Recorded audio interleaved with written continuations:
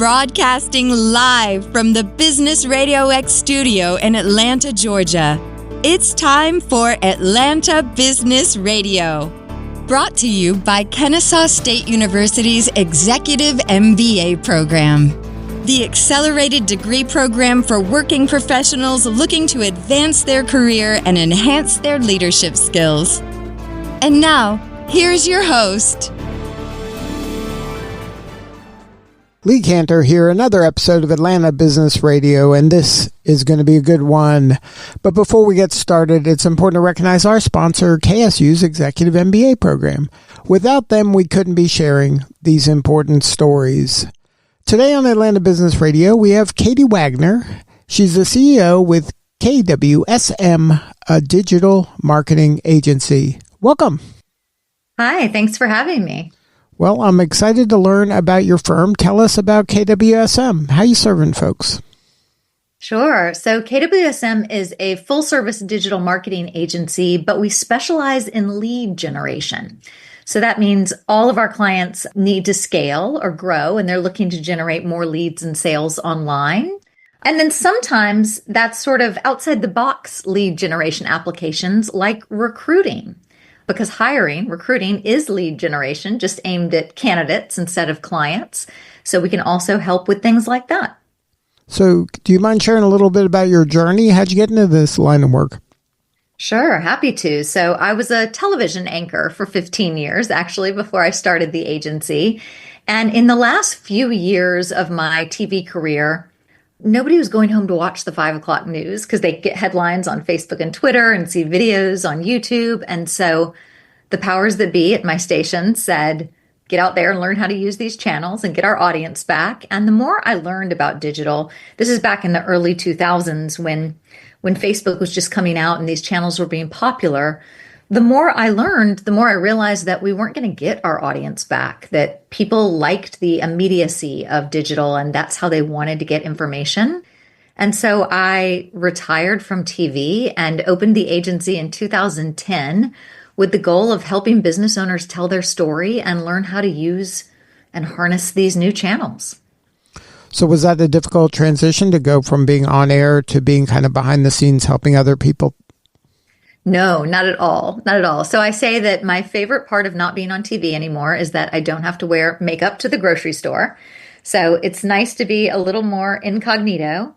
But also, Lee, it's the same job. I mean, we tell stories for a living, and these days we just tell them from a certain perspective rather than sort of neutrally. And for that reason, we call ourselves at KWSM brand journalists. But it's the same skill set. We're asking questions. We're trying to uncover the stories behind the work they do every day and what's appealing to their audience, and then help them position that in a way that captures attention and drives action. What are some of the misconceptions when it comes to lead generation? Because the word is kind of bandied about very liberally, and I get bombarded, I'm sure you do, and I'm sure most business owners do, with just spam in their LinkedIn about here's a new magic lead generation system that'll do this while you sleep. Yes, that happens frequently, and there is no magic bullet, so we should all proceed with caution with those emails and messages. But I think one of the problems is that lead generation can mean a lot of different things. So sometimes it means cold outreach or appointment setting. Sometimes it means inbound marketing with blogging and SEO. And there are a lot of different ways to generate leads online. And I think how we generate leads has changed quite a bit over the years. But at KWSM, we do lead generation by positioning our clients as thought leaders and as experts in their space. And we really try to position them as best-in-class companies. And by leading with that expertise and that thought leadership, we can generate leads through people that are searching and want to work with best-in-class companies. So our leads are mostly inbound, right? They come through the internet to the website. But these days, it's harder to rely only on one lead generation tactic. And so we often combine those strategies with some outbound, which is cold outreach, sometimes through email or ads. And then nearbound, which is strategic partnerships. leveraging partnerships and relationships to reach new audiences that way. So really everything we do is about positioning our clients as experts and as credible partners for their clients. What are some examples of nearbound? Well, this is an example, the podcast you and I are doing, because at the end of the day, you're going to interview me, and then I'm going to take this content and I'm going to share it with my audience, and you're going to share it with your audience. And what we are doing is exposing our constituents to each other. And so often for our clients, it can be as easy as doing a webinar with a strategic partner, or co-creating blog content or social media content, something like that, where you're each sharing with your respective populations, and then you're exposing the other to your audience. But what happens is, because my audience trusts me and is used to consuming my content, that is sort of a transfer of trust that happens with anybody that I bring into that content. And so it essentially delivers warmer leads for the other person. So for our clients, we're constantly thinking about who are the strategic partners, who are the adjacent types of businesses that we could couple with to create content and to add more value. And we're brokering and leveraging those relationships for them. Is that kind of an area where maybe a lot of business owners don't think about that as an avenue to kind of grow their network and grow their business, that they're not looking for those collaborative, complementary partnerships? Absolutely. And even the word nearbound is very, very new. Not a lot of people are talking about it, but it's a concept that we've all known about forever. How many of us have gone to networking meetings or tried to, cultivate referral partners? People like people. We connect with people. I think the reason nearbound is coming to the forefront is that, candidly, trust in the internet is declining, right? There's a lot of misinformation out there. There's a lot of AI generated content that may or may not be fully accurate. And people know that where 10 years ago, 15 years ago, when I started the company, they could Google, they could get an answer that was reliable, and they could make decisions that way. These days, there's a lot more distrust around that. And so it's a lot harder to generate leads strictly online. And so I think there's been this mind shift where, when we can't find something trustworthy online, what do? We ask other people. I need a mechanic. Do you know somebody? I need a lawyer. Do you know somebody? And we trust what other people tell us. And so nearbound is actually just the latest iteration of how we leverage that trust and systemize it for our clients. But I don't think many people think about it. And I don't think many businesses have a formal plan around how they're going to leverage those relationships. And if they did do that, it would exponentially increase the amount of leads they could drive for their businesses. Now, early on, you mentioned how when you started, there was kind of a different landscape when it came to lead generation. And as the technology's evolved and the media has grown less and less trustworthy, and people have had to alter their tactics. Obviously, we're talking a lot about this nearbound as a tactic. Is it difficult when you're communicating with your clients, because a lot of them obviously aren't as attuned to the trends and kind of the landscape change that you've experienced because you do this 24/7? Is that a kind of an eye-opening, difficult conversation where they're kind of begrudgingly going along with these new tactics, as opposed to, look, back in the day, we ran commercials or we did pay-per-click ads or some of those things that, like you said earlier, used to be effective but are losing a lot of their effectiveness? Yeah, it's a new conversation, right? It's conversations they haven't had in relation to marketing in the past. But I don't think it's difficult, because most people are experiencing what you and I are experiencing. We're flooded with outreach online. We're seeing a lot of stuff on the internet that's just not very valuable. And so most people, when you explain that landscape makes it harder to generate business, they've already been feeling that and seeing that. So it tends to resonate.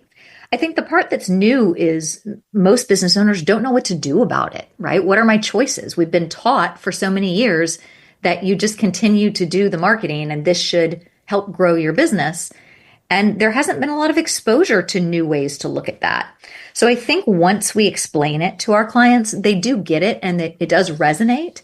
And it doesn't take very long to show them the value, right? If we can just create a webinar or have them guest on a couple of podcasts or create a survey or a blog or a study together with somebody else, they sort of see the power of amplifying that promotion through the partner. And so it's a tactic we can prove pretty quickly. But sure, it takes a little bit of openness to new ideas and thinking outside the way we've sort of always done things.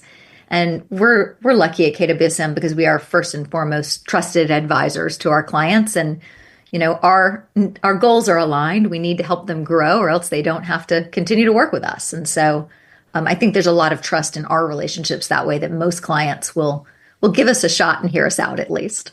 Right. So they're open to the conversation, but I don't know. I just feel like there's so much misinformation about how there's all these leads that are just kind of waiting for you. And all you have to do is do whatever this magic thing is.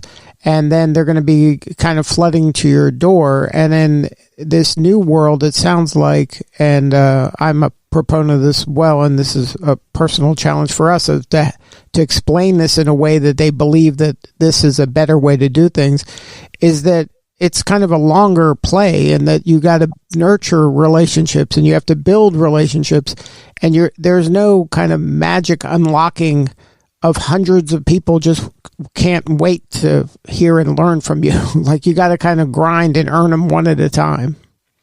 Yeah, no, you're exactly right. There is no magic bullet, and lead generation in general is not a fast process. It is a long-term strategy.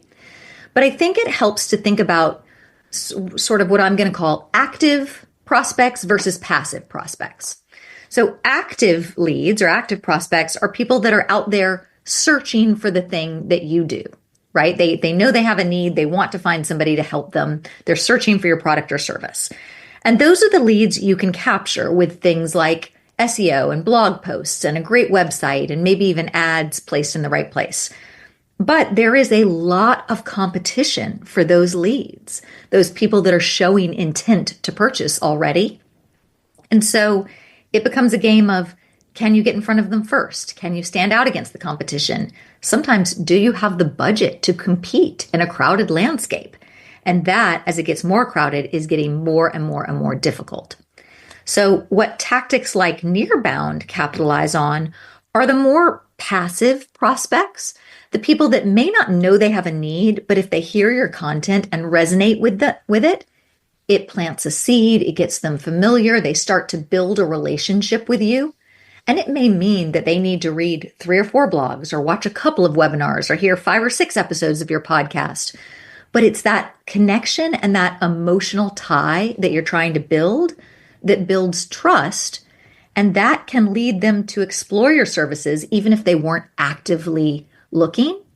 I would tell you those are much warmer leads for you because they've chosen after consuming your content to start the conversation, rather than the people that are out there searching that are probably going to talk to 5 or 6 companies and you're literally trying to sell against those companies. In Nearbound, you're building a relationship that leads to a business conversation. So yes, it takes a lot longer, but also it's a lot stickier and a lot warmer when you're having those conversations, and it's easier to close business. And Lee, I sort of liken it to when we all go out and go to networking events. Very rarely do you meet somebody at a networking, happy hour and they hire you the next day. But maybe you stay in touch and decide to go to coffee with them, or maybe you exchange some emails or talk about your business a couple times. And then a few weeks or months down the road, they say, I want to talk about what you do. Maybe you could help me. That know, like, and trust factor that you're building then leads to business. That is no different than what has to happen online these days, because that quick find me and sell to me immediately, that's getting too hard and too crowded in this environment. It's not a reliable lead generation strategy anymore. So who is the ideal customer for your services? We usually work with lower middle market businesses, maybe $1 million to $50 million, something like that. And we're industry agnostic. We work both B2B and B2C, but there's 4 different buckets we've worked in quite a lot over our 15 years. One is professional services, so law firms, CPAs, wealth managers, those sorts of things. One is manufacturers and distributors, companies that make something. We work a lot with nonprofits and local governments, city and county governments, to help communicate with their constituents. And then the last one is direct to consumer, which sometimes is consumer products, but not often. Often it is things like banks and gyms and businesses that serve consumers but don't have a tangible product. They're more service related. So we've been in business 15 years. We have about 200 clients a year. So it would be hard to find an industry we haven't worked in at least once. But those are 4 buckets we find ourselves returning to quite frequently. And is there an example you can share, maybe a story? Don't name the name of the company, but share maybe the problem they came to you with and how you were able to help them get to a new level? Sure, absolutely. So let's see. I'll tell you a story about a CPA firm that came to us. They've been working with us for about 5 years. So to your point, long term. And the CPA firm came to us, and it was just a single person, a CPA that was doing great work. And they had a niche in helping older adults with their finances. So often they were hired by the kids of those older adults to help put the finances in order. And so we started really marketing to those children of older adults that needed this help. And we were writing blogs, and we were interviewing clients that our CPA had helped. We were interviewing our CPA about the work they do. We did a lot of SEO optimization to get our content in front of the right people. And over the years, we were able to build it up so that we generated about 150 reliable leads every year. So, 12 to 15 a month, something like that. And each of those leads was worth let me think, maybe several $1,000s, like $3,000 to $5,000 at the outset, and then the lifetime gets a little more. So it was a reliable revenue stream. But the reason I like this story, because we can just say we helped them grow and things went great, but the CPA firm actually got acquired recently by a much larger regional firm. And typically when a client gets acquired, that brand would be folded into the new brand, and our marketing might go away because now they're going to market as the larger company. But in this particular case, Lee, the buyer company said to us, what you're doing is a valuable revenue stream for us, and we don't want to change anything. So we want to keep the CPA's website and lead gen system exactly as it is. We're not going to wrap them in, and we want you to continue to run it. It'll just be part of the larger company now. And I thought that was a really big win because it showed the value of what we were doing and that we had created this equity for our client that could live on even as part of a post-acquisition scenario. And it turns out that later on today, I have a call with the larger company to talk about taking over lead gen for the entire company because the portion we're running now is going better than their overall strategy. So, that's a story that's near and dear to my heart because it's a big win for us. Now, you started in California, but now you have offices here in Atlanta. Can you explain why having a presence in Atlanta was important for your growth? Yeah. So first of all, I'm from Atlanta. I grew up in Atlanta. I went to Westminster for high school. So Atlanta is home to me. But I moved to moved to San Diego 15 years ago when I started the business because I also married my husband and he lived out here. So we did start the company in California, but about 2 years in, we opened our Atlanta office and we've had it ever since because we have clients all over the country. And I realized that we needed a presence in both time zones to be able to serve them to the best of our ability. And so we opened the Atlanta office and we have a staff and a physical office there, just like we do in California. And then we've expanded over the years. So we also have, we have 2 California offices and 1 in Las Vegas. And I actually split my time between California and Atlanta every other month. So I have home base in both places and I'm back and forth dealing with our clients. And, it's unusual for a digital agency to have physical spaces like that.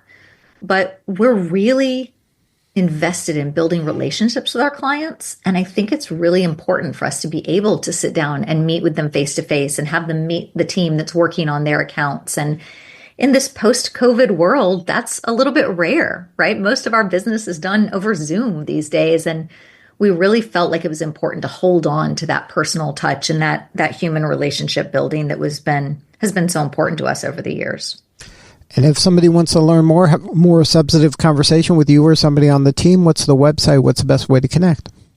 Yeah, our website would be great. It's kwsmdigital.com. Or you can always find me, Katie Wagner, on LinkedIn. I'm really responsive there. And I would love to chat and just love to brainstorm. Even if it doesn't lead to a working together conversation, I'm passionate about this stuff and I'd love to help you think through marketing things you're stuck on. Well, Katie, thank you so much for sharing your story today. You're doing important work and we appreciate you. Yeah, thanks for having me. All right, this is Lee Cantor. We'll see you all next time on Atlanta Business Radio.